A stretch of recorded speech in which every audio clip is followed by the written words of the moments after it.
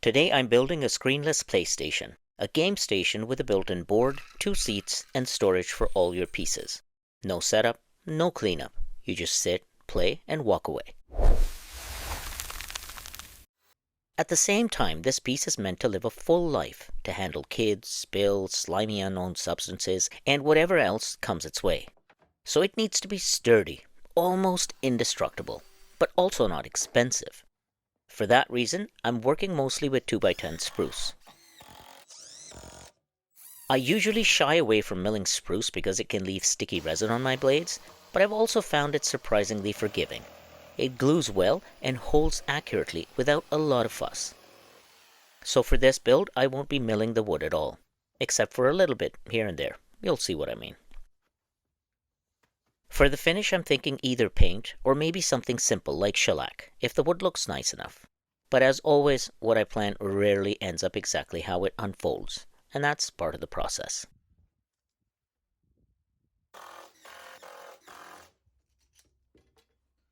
On average, each project takes me about 25 hours to build and another 25 hours to turn it into a video. And I'll be honest, it can be pretty discouraging to spend all that time only to see the views stick at around 14, then crawl to 70, then slowly drift into the low hundreds with average view percentage lower than 22% and click rates of 1%, before YouTube quietly decides, alright, that's enough, and buries the video forever. It's demotivating and in a way heartbreaking. But that's usually when I remind myself that reason and emotion have to work together. Neither one can run the show alone. Reason says, why bother? You're putting in 50 hours and getting a few hundred views. You're nowhere near the 4,000 hour watch time mark. Just quit. But then the emotional side steps in and keeps the spark alive. Because the truth is, I'm going to build these projects anyway. Those 25 hours in the shop are happening whether I film them or not. So my passion drives me. Why not put in the extra effort to document the process and just hope that one day YouTube shows my work to the right audience? And honestly, it's that back and forth, the pull of reason and the push of passion, that keeps me moving forward. In fact, that balance is really the whole theme of this video.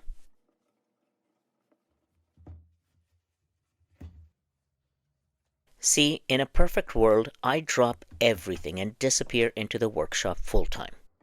But again, reason reminds me that the bank doesn't care about my passion.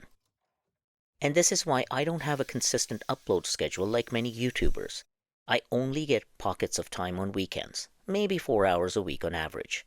And because my builds tend to be substantial, at this rate they take a while to come together. So everything you see here is just me doing this simply because I love it. So I'd be grateful if you actually like the video, hit that like button and share it with anyone who might enjoy this journey. Your support motivates me to keep creating, exploring, and sharing these moments with you, and I truly appreciate every one of you who joins me in the process.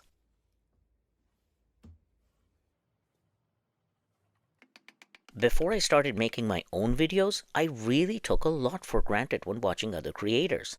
It turns out producing a video is a lot of work. I spend almost as much time editing and putting the story together as I do actually building the project. And documenting the build itself, that's a whole different challenge, especially when all you have is an iPhone with about 25 gigs to spare.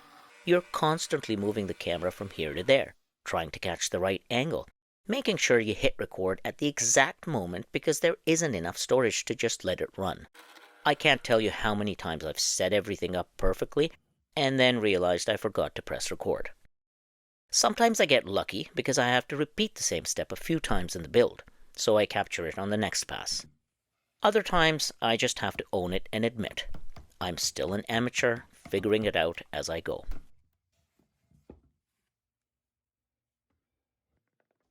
You know, every now and then I find myself caught in moments where I question the past, try to make sense of the present, and imagine what the future might look like. And these moments usually appear right before something in life is about to shift, like deciding to document my builds on YouTube, starting a YouTube channel, and putting in this work. And it's in these times I notice how slippery the present can be. The second I try to hold on to now, it turns into then. and what was supposed to be the future is already starting to fade into memory. I'll explain more in a bit, but this build, a chessboard with 2 stools, became a way for me to think about that. I wanted to tie it to the idea of the past, the present, and the future. If you've ever found yourself reflecting on how time moves, I think you might connect with this too. It started because I once made a chessboard for my kids. They learned how to play on it, even took it to school for a board game day. Their class loved it so much that they asked to keep it. And by the end of the school year, every child in that room knew how to play chess. Since then, we've been spending our game nights playing Scrabble on another board I built. There's a video about that one if you'd like to see it. And I've gifted the chessboard, and now the kids decided they wanted a new chessboard of their own. So here I am, building another, but this one isn't just a board. I wanted to make something whole. 2 stools and the board, connected like a single sculpted form. A piece that doesn't need anything brought to it. You just sit down and start playing. After one highly technical sketch, done the old-fashioned way with a pencil and paper, I settled on a base about 62 inches long, rising into 3 towers. 1 in the center for the chessboard, and 2 on either side for the stools. In my mind, those stools represent the past and the future. The chessboard in the middle, that's the present. The past makes a move on the chessboard using the best information it had at the time. The future then responds, making its own move, which becomes the past for the next turn. This back and forth continues, and if you focus only on the chessboard, on the present, all you see is change unfolding. I feel like every move the player makes is rooted in the same 2 very fundamental drivers. 1, reason, 2, passion or ambition. And just like my to do YouTube or not to do dilemma, I feel like these 2 forces naturally pull in opposite directions even here on the chessboard. And a quick heads up before we go any further. While I'm trying to have a deep, civilized discussion about reason and passion, the other guy, the builder, the creator, the one actually doing the woodworking, will probably interrupt us a few times. I'll try to make the transition seamless, but you don't know this guy. He's intense. He barges in. He does whatever he wants. Just as I started, this happened. It ate through the plexiglass there. So, I had to replace this and start again. Okay, so I rotated the board around, leaving this messed up part to the side. I think I should have enough, so no worries. Set this jig up again to leave me 1/8 of an inch spacer, and I've reset it, and now I'm going to try again.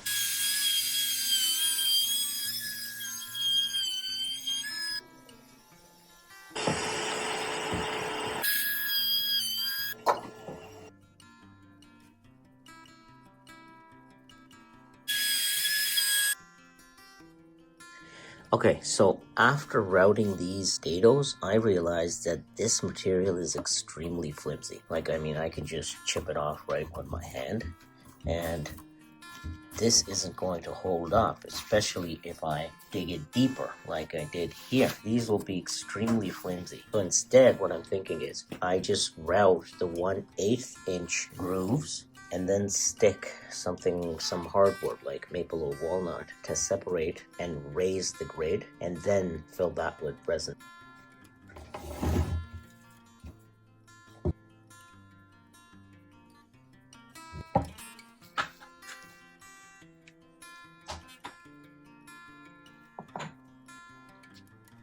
Because I don't have 1/8 of an inch flush trim bit, I'm going to be using this collar. Because of the collar, I'm going to be offsetting this 2 inches by adding another spacer. This way, the collar width here will be offset by this, and that will make the width 2 inches.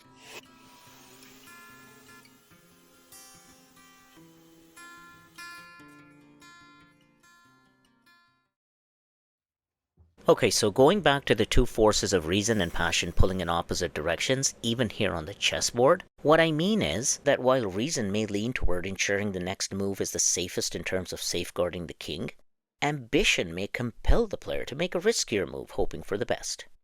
And I feel like the player is required to consider both reason and ambition equally, and make a move guided not only by reason, but also by ambition.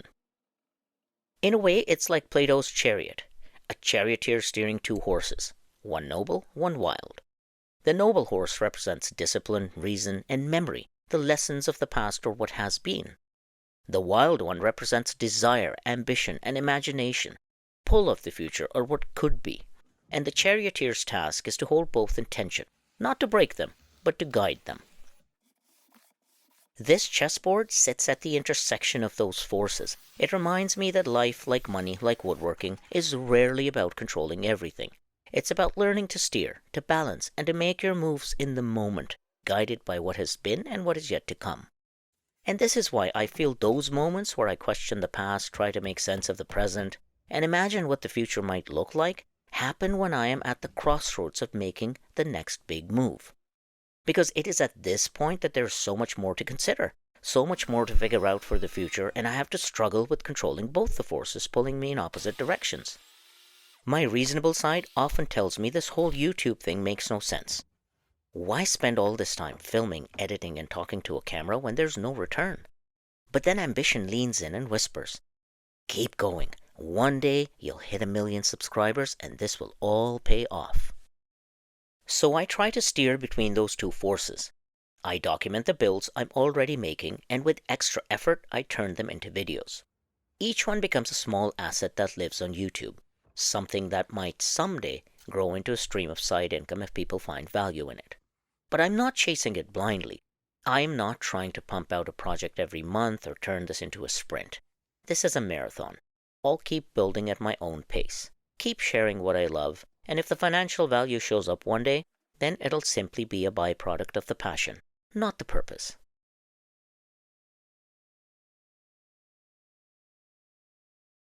In a way, our financial lives aren't that different.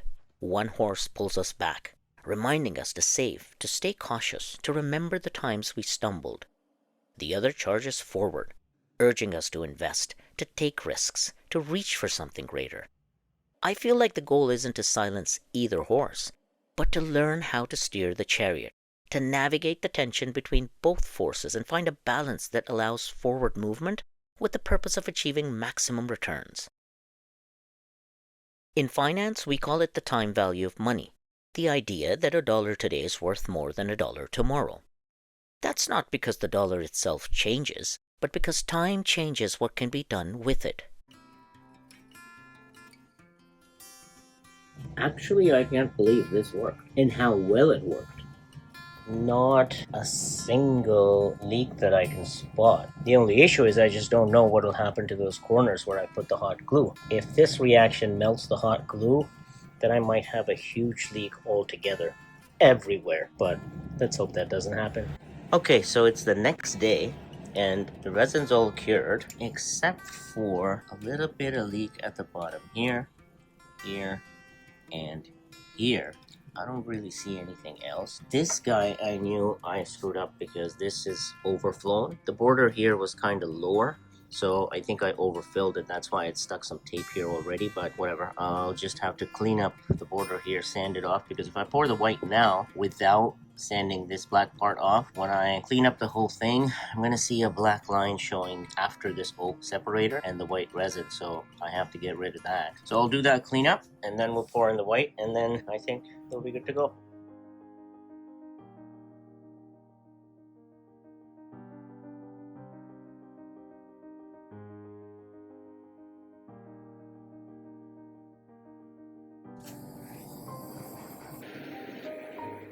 Okay, so the resin is cured, but I made a poor decision. I decided to give it some swirls, and I think the epoxy was already quite settled and thick. As a result, I have now a couple of disastrous situations like this, like that. So I'm gonna have to maybe top it off with a little bit more, or maybe some clear epoxy. But anyway, we'll see. Right now it's time to flatten this thing. Man, this guy. Okay, never mind. I'll let it slide. Let's get back to the time value of money. As time goes on and demand for resources grows, the cost of things around us tends to rise. That means the same dollar buys a little less over time. Basically, that's inflation. Take something simple. My morning coffee. It costs about $2.50 today, but 10 years ago it was $1.50. I'm paying $1 more for the same cup. That's inflation quietly eroding the dollar's power. But if I had listened to reason and invested that dollar instead, say into a productive asset, it could have grown alongside that rising demand.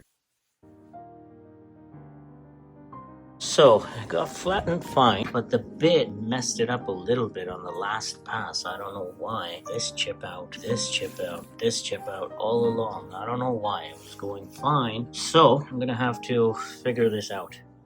Oh man, this guy is annoying. I mean, don't get me wrong, he is sharing some valuable information about this build with us, but boy oh boy is he a nuisance. Anyway, where was I? So, I was talking about if I listened to reason and invested that dollar instead, say into a productive asset, it could have grown alongside that rising demand, so that my $1.50 from 10 years ago is now $2.50. So when I buy the coffee today, I don't feel the inflation hit. So time can either wear down value, or if we guide it wisely, multiply it. Pretty much the same as our non-financial lives. By balancing the two forces of reason and ambition, we can make the best decisions in the present. And that's really what I think the present is, the result of balancing my emotion and reason. Okay, so here's the deal. At this point, all my touch-ups, brushing, epoxy, both colors is all cured. And now I planned on putting it on top of the pedestal, glue it up, and sculpt it in and call it a day. But my wife and I both think that it would be better if we were able to remove this from that pedestal. That way, this doesn't stick out all the time, especially the corners. I think heads will bump into it, shoulders might get hit, so that way we could remove it from the pedestal and use the base for some other game. So that's why I'm thinking now I'm going to carve a cavity at the bottom of it so it fits on top safely and doesn't wobble and slide off. And then that way we can remove this, use the top for whatever, and also be able to replace the games. Alright, hopefully that's the last we hear from him. Anyway, where was I? So, the past reminds me of the lessons I've learned, the future pulls me toward what could be. But it's the present where the moves are made and where value, both financial and personal, is truly created. As for where the present becomes the past and the future becomes the present, I still can't pinpoint it exactly. All I can do is watch it unfold, much like the moves on this chessboard. If you've enjoyed following along with this build and the reflections it inspired, or if you find this video interesting, helpful, or even just enjoyable, I'd be grateful if you considered subscribing. It helps me get closer to that monetization milestone, and it motivates me to keep investing more time, effort, and resources into making better videos for you.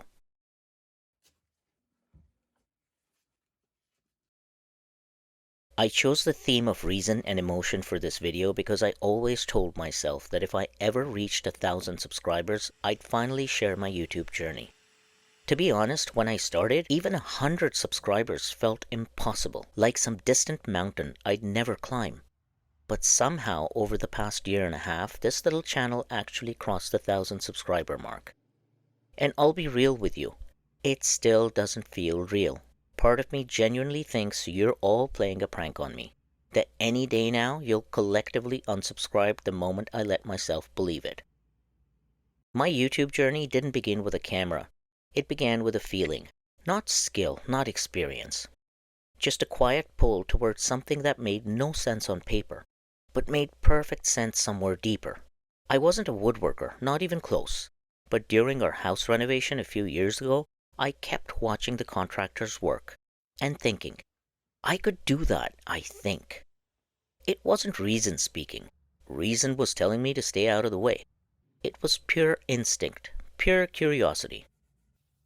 One day I asked the contractor if I could borrow his router to carve a small river in our old dining table. I'd watched every resin table video YouTube had ever served me, convinced I knew exactly how it would feel. And then the router kicked on. The torque flexed my hand, the bit bit into the wood, and in that split second I realized none of what you see on screen prepares you for the reality of the tool in your hand. Yet somehow I knew how to control it, how to lean into the resistance, how fast to move, how slow to pull back. That moment planted a seed. When the renovation ended, I emptied the garage and declared it my workshop, even though it was nothing but drywall and ambition. I drove to the big box store, bought a pile of 2x4s, and decided my first real project would be a workbench. Not a simple one, no. I went straight for mortise and tenons, glue-ups, wedge joints, everything I had seen but never done. It was a disaster. A humbling, discouraging, confidence-destroying disaster. But every time I repeated a step, every time I did a cut again, every time I tried a joint for the second or third time, it was better, clearer, more controlled. Passion pushed me forward, reason kept me learning, and together they built momentum. And I never looked back. And here's the funny part. I'm a shy person. I never imagined myself on camera. I watched countless woodworkers on YouTube, learning from them, being inspired by them, and yet I wasn't sharing anything in return. Part of me felt selfish, part of me felt unworthy, and another part, the passionate part, whispered, "You should try." Reason said, "Why would you? You have a job, responsibilities. You don't have the time." But passion said, "You love this. Share it." And somewhere in the middle of that tug of war, I finally clicked upload on my first video. That was the moment my YouTube journey began.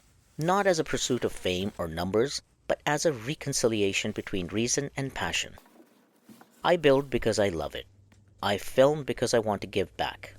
And I share because maybe, just maybe, someone out there will feel that same spark I felt the first time a router kicked back and reminded me that passion always arrives with force.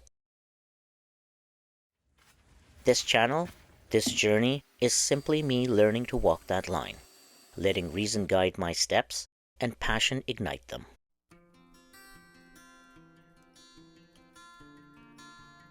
See, this would be much easier had I attached this to the drill press and brought the rack to it. But that's what happens when you're me and you're an amateur and you don't know what you're doing.